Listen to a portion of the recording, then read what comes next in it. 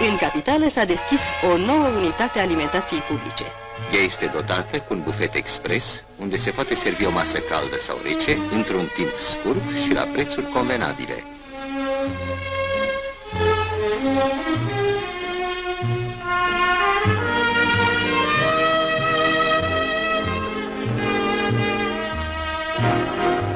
Reporterul nostru, care a filmat în primele ore de la deschiderea noului magazin Gospodina, a surprins o mare afluență de cumpărători.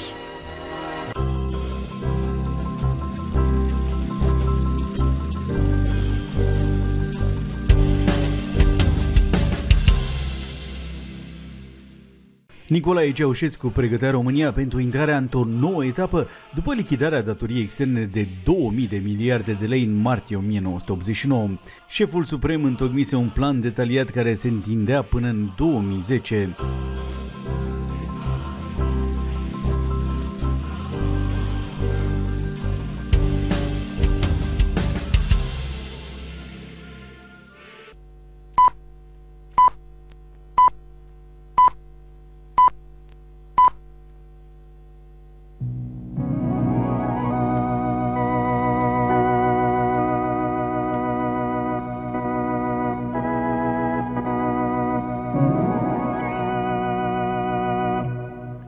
Stimați telespectatori, bună seara!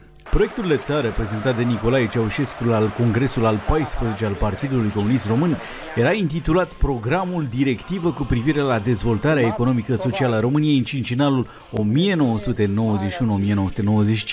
și orientările de perspectivă pentru anul 2000-2010. Documentul consultat de Fanatic în arhiva Consiliului Național de Studiere a Arhivelor Securității a fost publicat în iulie 1989 sub formă de broșură și vândut în librării la costul de 4 lei. În esență, Nicolae Ceaușescu vizea să facă din România o adevărată forță economică, bazată pe creșterea puternică a forțelor de producție prin aplicarea celor mai noi cuceriri ale Revoluției tehnico-științifice. Pentru prima dată în istoria sa îndelungată, România nu mai are nicio datorie externă, nu mai plătește tribut nimănui și este cu adevărat independentă și economic și politic. PCR aproxima că producția industrială se va dubla între anii 2005-2010 față de 1990, cu o deosebită atenție pentru potențialul hidroenergetic și a funcționării la parametri maxim ai centralelor hidronucleare. În domeniul agricol, Ceaușescu preconiza o recoltă stabilă de 40-45 de milioane de tone de cereale anual, lucru care urma să se realizeze prin amenajarea întregii suprafețe posibile pentru irigat. În ceea ce privește transportul, fostul dictator a anunțat că va investi în zona feroviară și cea navală, limitând la strictul necesar pe cel rutier. Prin ridicarea eficienței activității economice, arată documentul, urma o creștere rapidă a venitului național, adică a produsului intern brut, care ar fi trebuit să se dubleze până în 2005. Nu era uitată nici știința românească, de care era responsabilă Elena Ceaușescu. Aici ambițiile Partidului Comunist ajungeau până la studierea structurii materiei, de inginerie genetică, a biosferei, oceanului mondial, a scoarței terestre și a spațiului cosmic. După lichidarea datoriei externe, Ceaușescu visa întârzneț la întărirea monedei naționale și la crearea premizelor pentru transformarea leului într-o monedă de circulație internațională. De asemenea, șeful statului anunța că prin introducerea tehnicii noi și creșterea productivității muncii se vor crea condiții pentru reducerea în limite raționale a săptămânii de lucru, care în 1989 era de 6 zile.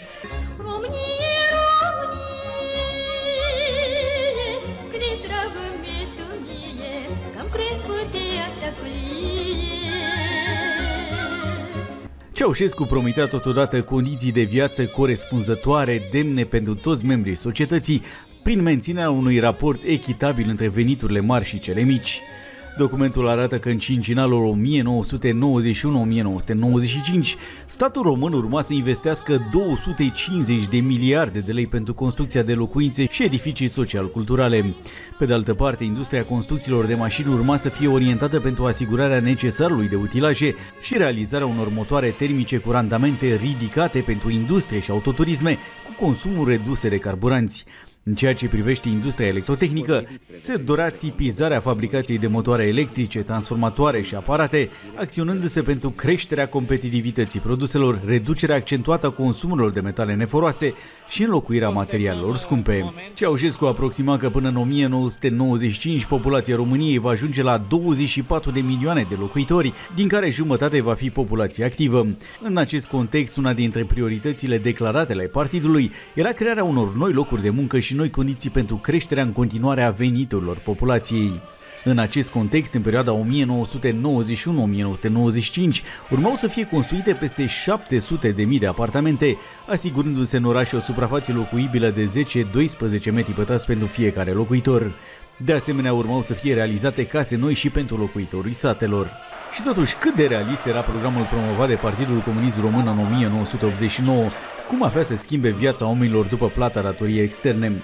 Istoricul Lavinia Beta a declarat pentru Fanatic că proiecția realizărilor comuniste în anii 90 și chiar 2000 trebuie privită cu rezerve. Istoricul este de părere că în realitate documentul arată că viața românilor nu avea să se schimbe în bine și că mesajul era de fapt altul: mai multă muncă, mai multă productivitate, mai multă economie. Concluzia istoricului este că programul directivă este actul suprem al ruperii lui Nicolae Ceaușescu de realitate și o justificare perfectă pentru evenimentele care au avut loc câteva luni mai târziu, în decembrie 1989.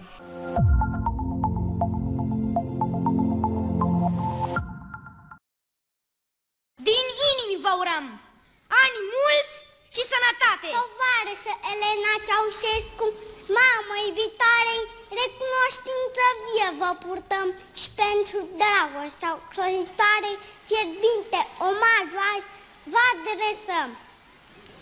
Primiți alese flori de mulțumire și gândul nostru naripat, cutezător, urări de sănătate, fericire alături de al țării brav conducător. Trăim în evul socialist al țării, rodit de cel de-al 9-lea congres, de când în frunte, demn conducător, întreaga națiune și-a ales. Nici când nu ne-a fost țara mai prosperă decât în anii aceștia minunați, când înfloresc sub zarea de lumină noi ctitorii pe plaiuri de Carpați. Tot ce-a clădit poporul în demnitate, pe plaiul patriei întinerit, izvor își are și putere vie în forța neînfricatului partid. În frunte cu eroul Ceaușescu, de țară făurar, de nou destin, în România scumpă, plai de soare, socialismul a învins de plin.